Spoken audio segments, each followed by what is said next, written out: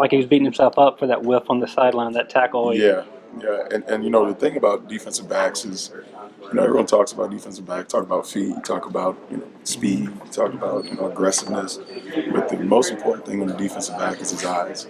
And you've got to have good eyes, and I think on that play he kind of broke on the ball, but flashed his eyes back to the quarterback as opposed to seeing the receiver, which is who the quarterback's throwing the ball to. And so there's a screwy angle, which allows a receiver to make some separation and make a play.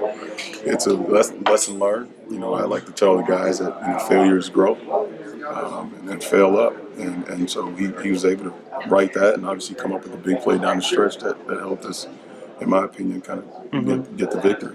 What about Hakeem at the goal line, kind of reaching around on the tight end and knock that ball away? Because, look, there might have been a seam there if he doesn't make the play. Yeah, now, and that's a little bit of a different coverage. He's kind of on an outside leverage on that tight end, and he made a ball in an inside throw, a play on an inside throw, so that shows, again, his ability to not only do his job but cover in other aspects. And again, as corners, we know within this defense we're going to have to stand tall and handle our business on an island on the outside. And again, Hakeem being targeted as much as he was, and defending 3 of them, in which I thought he did a pretty good job coming out of his break. It shows growth, because I can show you tape of that kid last year not making that play. But he's getting better all the while, and he's been super fun to coach.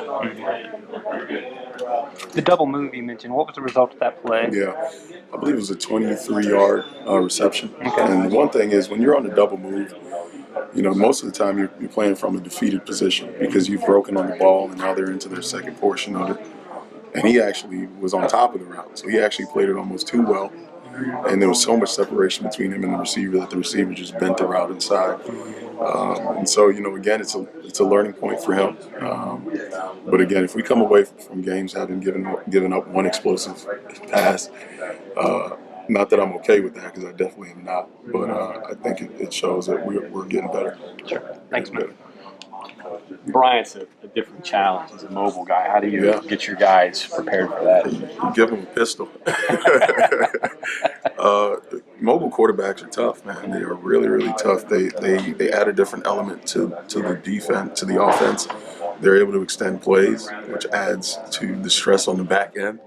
And they're able to create on the move, and those 3 things hurt defenses. But it's going to be a collective effort. It's not just going to be the defensive back end. It's not just going to be the D line. It's not just going to be the linebackers that are able to contain him and his abilities. It's going to be a group effort, and really it's going to come down to us as coaches, doing some things to maybe confuse them and rattle them a little bit. Defensive coaches talk, when you have a mobile quarterback, that means all 11 guys are accounted for. Oh, yeah, absolutely.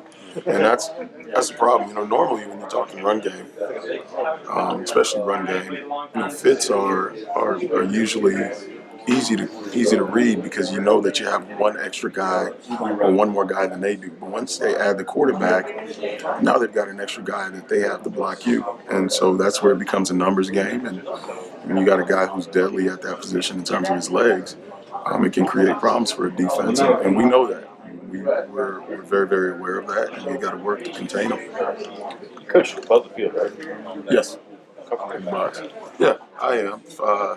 I didn't know how comfortable I would be, just because I'm usually a pretty emotional creature on game day, and I like to really be able to touch, feel, talk to my guys.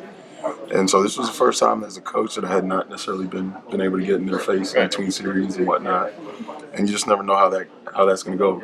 You don't have control as a coach at all, right? But then you really don't have control when you're 65 feet away. And so, I mean, as nerve-wracking as you can imagine, it was a game for me. It made it just that much more nerve-wracking. But the guys did a nice job of handling what they need to hand, coaching themselves, and really taking a picture of what they were seeing and being able to talk to me about it, post-series, which is huge. Because if they're able to tell you what they're seeing, you're able to adjust it for them. So they did a good job there. So how are you doing that? Like telephone, like quarterback? Yeah, mostly it's telephone. We have another coach put their headset on the guys. I like to think that Sprint would have probably kicked me off my plan, because I was on there all night. So who do you got a player to talk to? You're not very open. Yeah, you know what? And we don't have a whole bunch of time either at times. So really it's all about hot points. You're looking at your series. You're seeing what you did well, what you did poorly. what you did poorly is what you're going to try to fix first. And so you usually go to whoever screwed up the last series. Okay. And that's usually the first guy you speak to, and then whoever else after I was that. curious about that because Vic has a lot going on, Mhm. and I'm not sure who's subbing in defensive backs or whatever. Is that you too? Well, you know, Rotations. it's Coach Pogue does some of that as well in terms of personnel, helps him out on the sideline. You know, I think Coach Vic likes to have his hand in everything. So even when he delegates the responsibility, he's still going to do it. So that's probably where you're seeing a little bit of that. But we definitely have people delegated to doing that. That's part of the substitution. Your position.